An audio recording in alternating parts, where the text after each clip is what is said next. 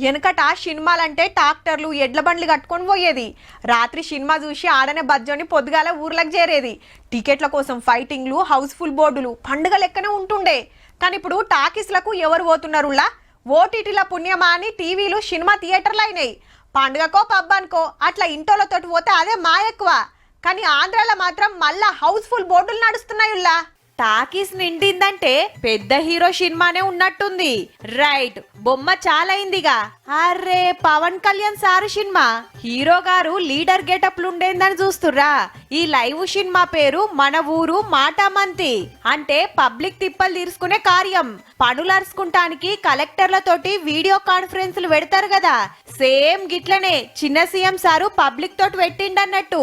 వీళ్లకు గా సౌలత్ ఉండదు కాబట్టి టాకీసులు కిరాయికి తీసుకొని ఆడికి పబ్లిక్ ను పిలుచుకొని ముచ్చట పెడుతుండిగా. టాకీస్ రావాలే, టికెట్ లేకుండా డెవలప్మెంట్ సినిమా చూడాలి, సార్ తోటి మాట్లాడాలి.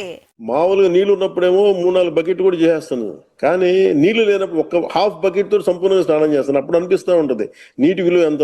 పబ్లిక్ తోటి మాట్లాడటానికి శ్రీకాకుళంలో గీ ఎరైటీ ప్రోగ్రామ్ చాలు చేసి ఆంధ్రాల అంతటా టాకీసులు గుత్తబట్టి సేమ్ ఇట్లనే వేస్తాడట.